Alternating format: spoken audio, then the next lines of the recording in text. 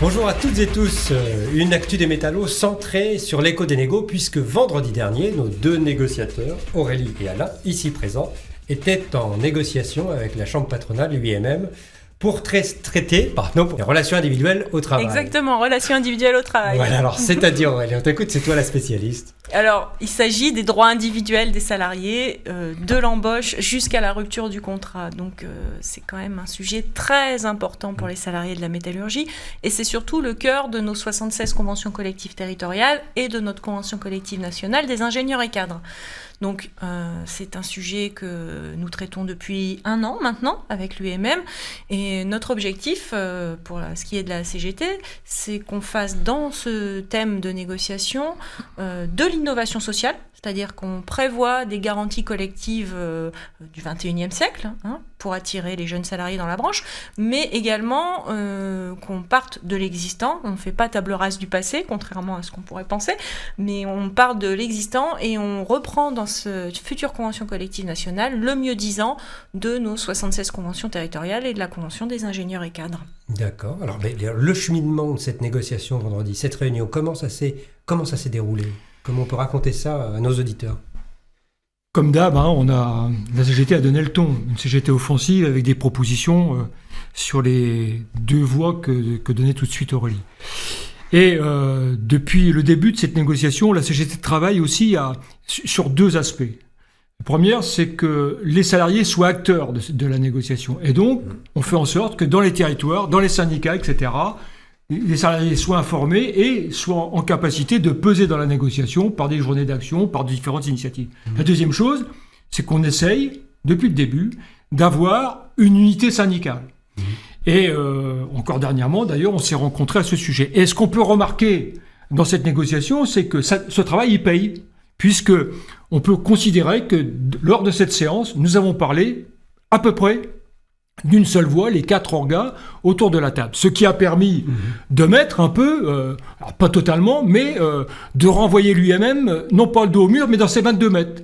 Et donc, on a réussi à faire avancer un certain nombre de propositions, même si, malheureusement, l'UIMM a décidé de clore la négociation, et donc, après avoir déposé un énième texte, un 10e texte, a décidé que cette négociation était close, et donc a passé à un autre sujet. Est-ce qu'on peut faire un lien ? Est-ce que c'est pas trop l'aventure que de dire que les actions menées en territoire, toute cette mobilisation sur la Convention collective nationale porte ses fruits ? Est-ce que ça atteint ces réunions ? Est-ce qu'on est au cœur là, du sujet ? C'est évident. On sent bien que les vendredis de l'action qui sont engagés depuis la rentrée de septembre nous aident en fait à porter nos revendications et à favoriser ce travail intersyndical. Oui. Toute la mobilisation, toute l'information qui est faite par nos camarades dans les entreprises, dans les territoires, ces vendredis-là, devant les chambres territoriales ou à l'entrée des usines, ça nous aide à porter nos revendications, c'est évident, et il faut continuer cette mobilisation des vendredis. Ça fait du bien à entendre, parce que quand on voit tous les efforts fournis, on se dit qu'il y a une récompense au cœur même de la négociation dans cette chambre patronale. Alors... Oui, Bruno, mais en même temps, il faut quand même qu'on se dise qu'il faut pousser plus.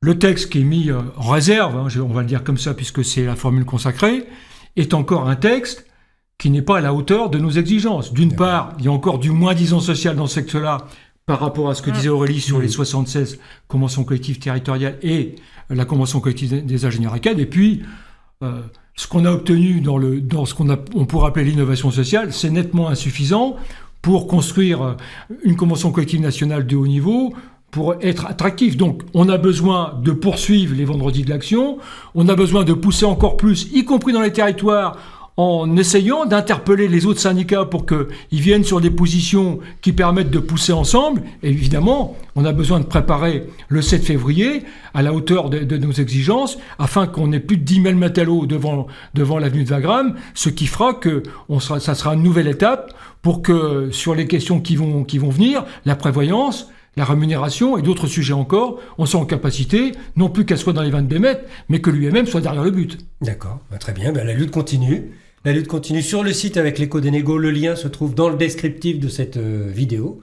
Et puis, si on s'est tout dit, on se donne rendez-vous. C'est le cas ? Est-ce que c'est le cas ? Est-ce qu'on s'est tout dit ou est-ce qu'il faut ajouter ? On s'est tout dit, oui. Très bien. On se donne rendez-vous mardi prochain pour une nouvelle émission de l'actu des métallos. Merci beaucoup, à mardi. Merci. Merci.